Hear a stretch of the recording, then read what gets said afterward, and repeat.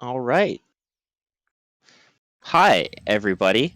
I am Seckswrecks, and this is Kochu's Dream. There we go. Hello. So this is a game that unsurprisingly came out in 2021 by a collective known as Sock Pop. They have a little Patreon where if you support them, you get their Game of the Month every month. And I can see now that I'm live, my internet has decided that it's had enough. Hopefully it rebounds. I'm just gonna wait this out while I watch that little square turn green again, maybe? Question mark.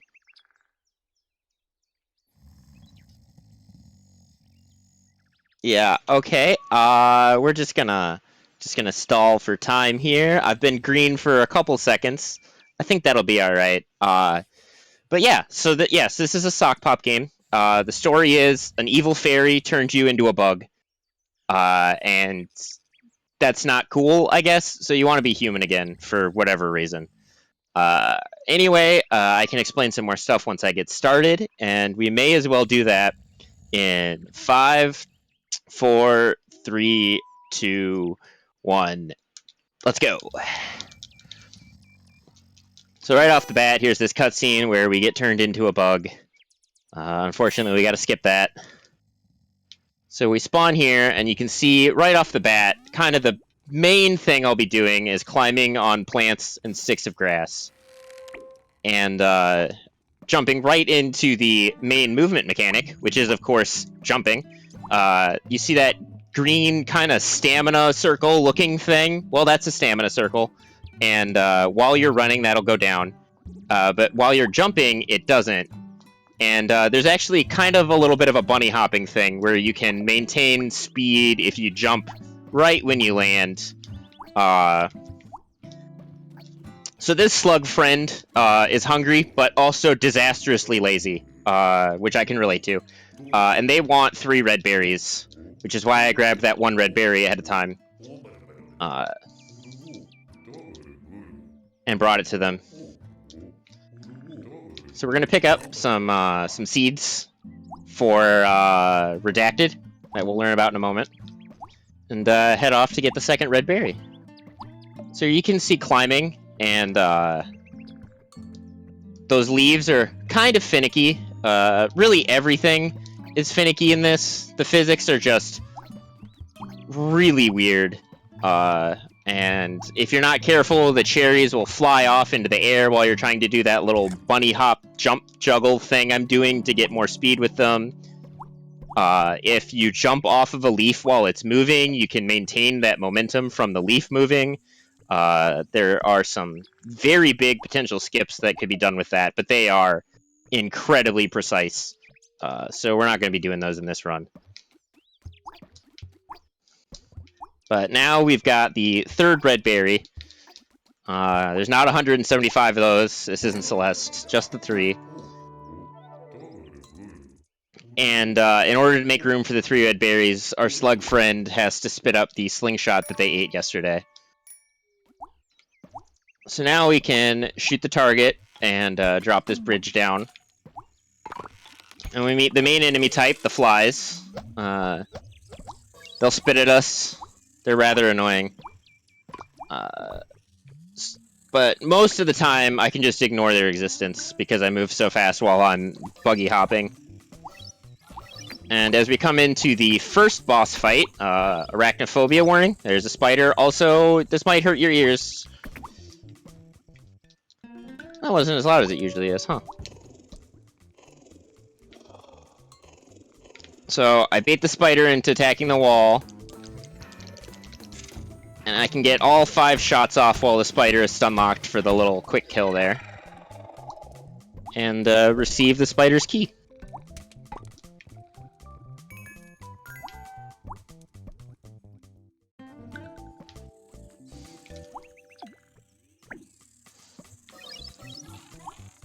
Oh, that fly shot me in the face.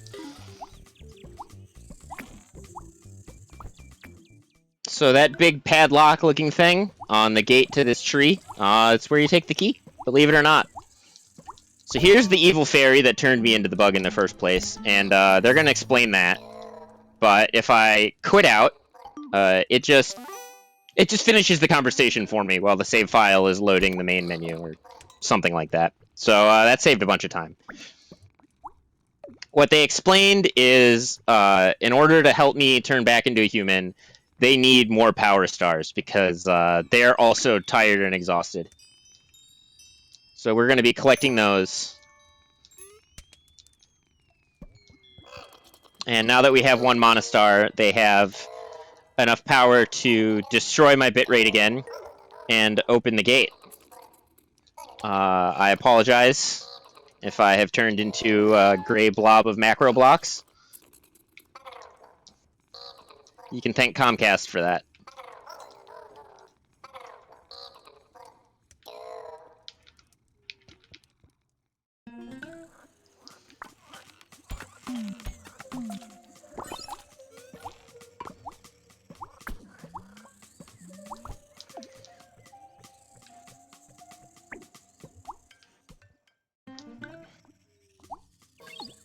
But anyway, so now we need to find the 5 power stars that you can see I have 0 of 5 of in the top right there. But also, since this is 100%, I will be collecting 7 hidden moons. The first of which will be coming up soon. And I have to fight these flies because I'm about to have a conversation with this stick bug, and the flies care not if you're in a conversation and will just stand there shooting you and kill you while you're trying to talk to the stick bug. The stick bug is shocked that you can tell that they're there, you know, being masters of camouflage and all. So they figure you must be a stick bug as well. And if you go and talk to all 5 stick bug brothers, they'll give you their secret stick bug treasure. And what else could you really want in life other than receiving the stick bug secret treasure?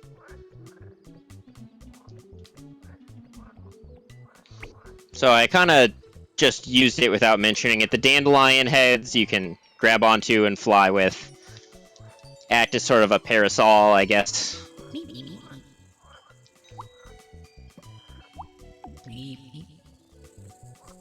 Now these flies, I'm hoping to be able to mostly ignore.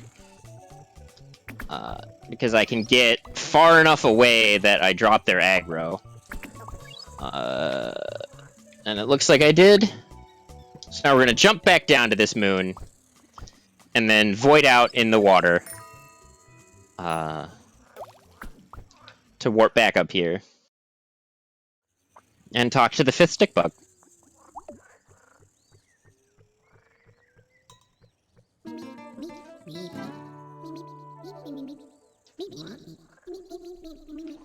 So they give us the secret treasure, which looks a bit like a plunger, and I guess goes on your hands and feet and lets you climb up certain surfaces.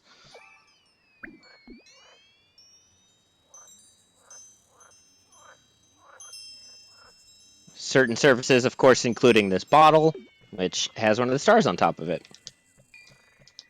So we're going to do another save warp back to the entrance of that room, because we're going to be heading back to that hub area where we met the fairy.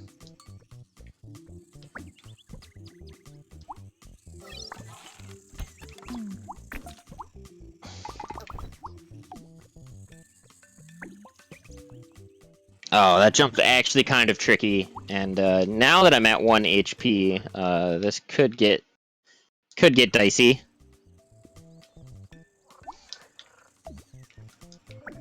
Okay, I didn't die. That is very relieving. We're just gonna ignore the fairy this time around, and then run back behind the tree where the second moon is. Which we didn't get the first time, because now my spawn point is right back here, where I wanted to be back basically anyway. So we can do a save and quit warp to get back there. It's possible to not have to climb this entire dandelion, but it has to do with the way the dandelion itself is waving around from you climbing on it, and just very inconsistent. So we use the dandelion.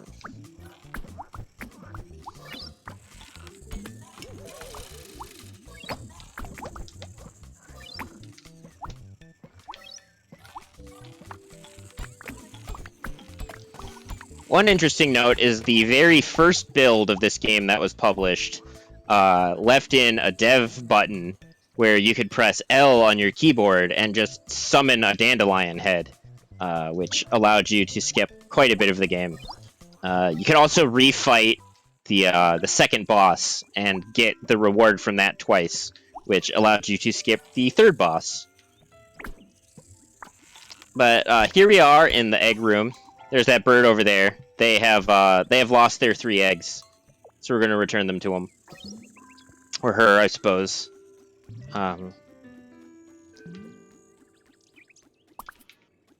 Deal with that fly, so I don't have to while I'm trying to carry an egg. Snipe that target over there to drop down a bridge. Deal with this fly as well, and get some ammo.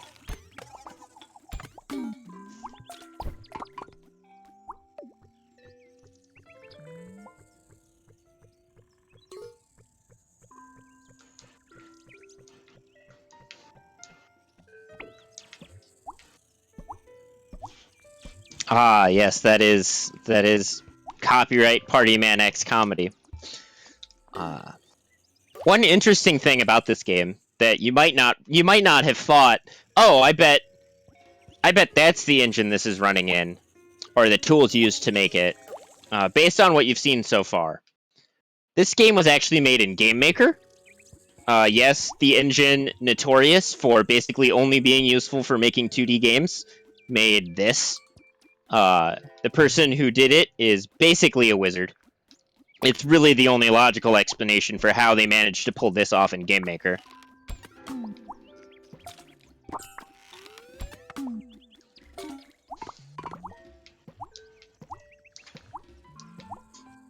So we just got one last egg to return here. And you saw I did a bunch of void warps there. All those void warps are a technique I call Greg Egg. It has nothing to do with anyone named Greg who founded it or anything. I'm just a big fan of Liz Star. And if you know, then you know.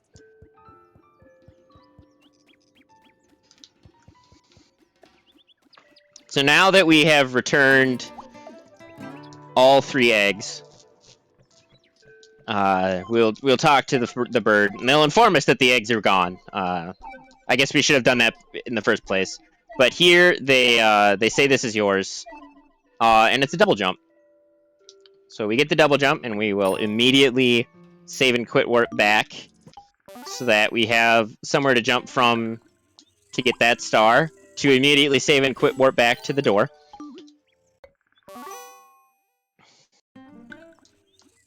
And I want to aggro these 3 flies, and while I'm waiting here for my double jump, my stamina to recover so I can double jump again, I actually am taking these intentional hits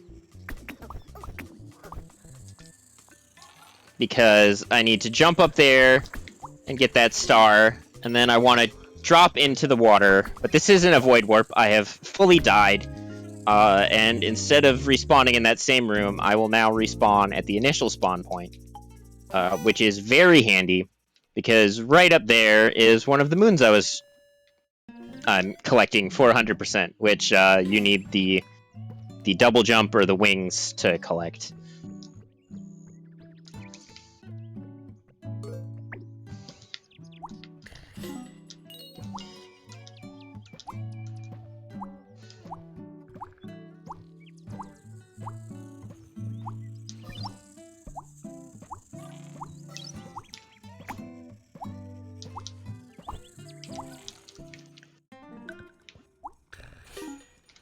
Gotta head back this way one more time because there was another wing required moon that requires some backtracking here.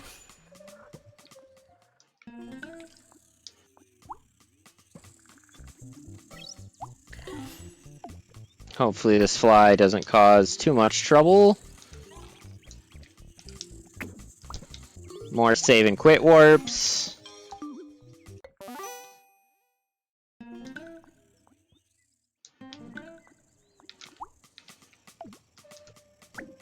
on to the most finicky trick in the game. So I'm going to ride this dandelion to a moon hidden behind this stump. And the thing about it is, I don't want to land back there. Because if I don't, then I won't set my spawn point. But it looks like I missed it. It's possible to get kind of stuck on the stump to where you go further in the air than you're meant to. Yeah, my spawn point is back here. So I'm just going to have to do the backup. Otherwise, I would have been able to spawn warp to the dandelion that I started flying from. It's just that ever slight bit faster.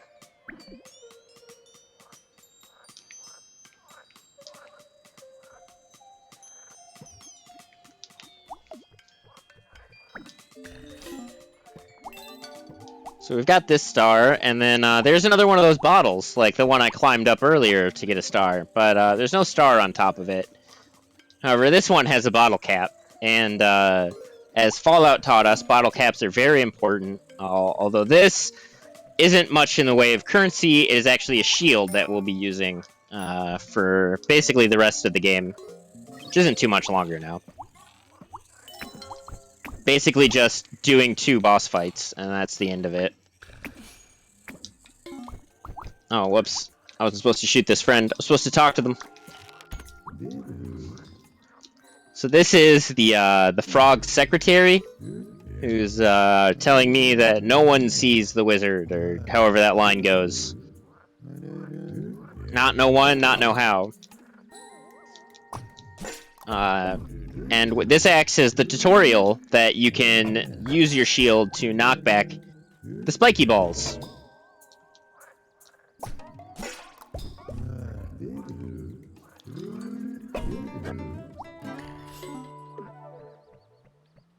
And then we've got the 5th star and 7 out of 7 moons. So now I just need to find the fairy's wand, and we can wrap this game up. And wouldn't you know it, this frog has the wand. And they said I'm forcing their hand, but last time I checked, frogs don't have hands, so I don't really know what's going on. So similar to the spider, the frog also has a quick kill, where if you get all 5 shots in while they're still stunned, it just works that way. What you didn't see is during the frog's attack phase, when it shot the spiky ball at me, it actually basically has a coin flip to whether it spiky balls you or it tries to stick its tongue out at you. And the tongue just wastes time. So I am very glad that I got spiky ball on the first cycle and did not drop the quick kill.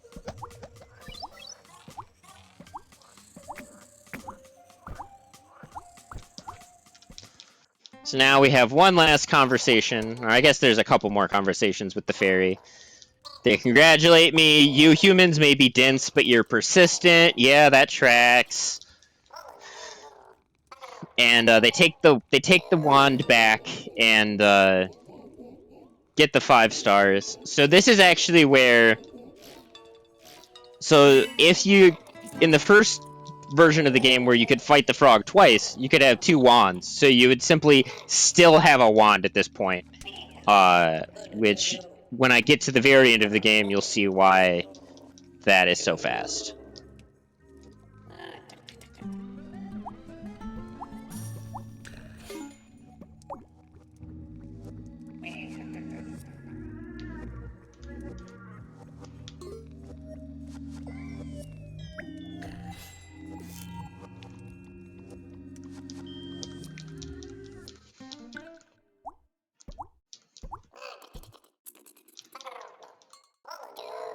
So it's time for the fairy fight, and similar to the frog one, during the fairy's attack phase, there's a coin flip to whether or not you lose time, which is really great. You love to see that in your speed games. And I also am apparently just absolutely failing to hit the fly, but we got the bad phase. So this attack pattern, the spikes, you obviously can't deflect the spikes back at the fairy, so I just climb up one. And, wait. So let's see what happens. Oh, we got spikes again. You can tell because, there's an extra rumble sound effect that starts playing. when it's this attack pattern. Not that I need it, but I just kind of feel like getting some extra ammo.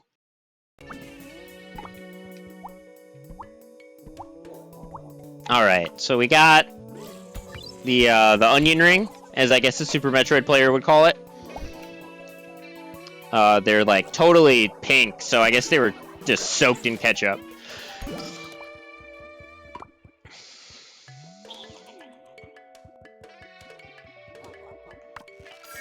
Looks like onion rings again. We're gonna play a little bit more tennis. That time I have to hit it back twice. You'll never guess how many times I have to hit it back the third time.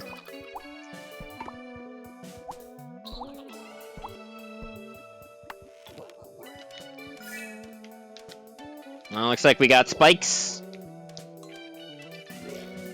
Not ideal.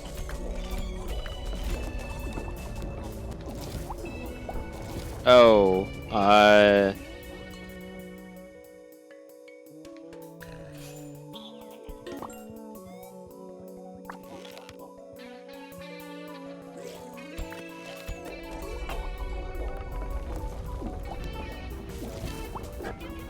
Oh no, did I drop completely?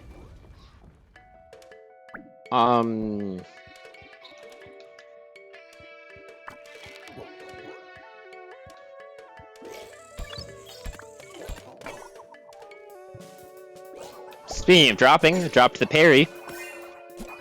I'm just gonna pretend like I'm being streamed, because I can't tell for sure.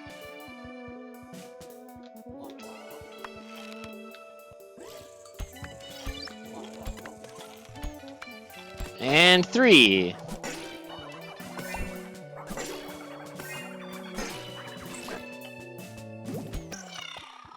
Oh.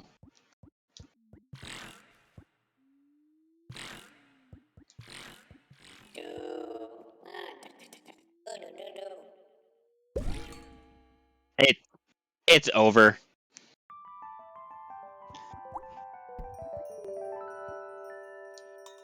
So that's the end of the run. I received the wand back from the fairy, and I am now casting a spell to turn myself into a human. That's time. Whatever. The leaderboards for the whole one runner of the game, who is me, goes off in-game time. Which I'll see in a moment here. I will dictate. So the cutscene goes back to Kochu sleep, and then they wake up because it turns out Kochu's dream was about a dream that Kochu was having. And then we see the text to the end come up, and then Kochu moves over to the side a little bit, and playtime 13 minutes 14 seconds in-game time, stars 5 out of 5, and moons 7 out of 7. That's what his face looks like when he wakes up. 13:14 is hopefully my local recording at least saved, because that is my best recorded time. And yeah, that was Kochu's dream. I hope y'all enjoyed this cute little bug game. Sorry that Comcast had to be Comcast. As they say, it's Comcastic. You can interpret that as you will. Anyway, there's one more run to come today as we all get ready to say goodbye to this year, and hopefully start one that works out a little bit better for all of us.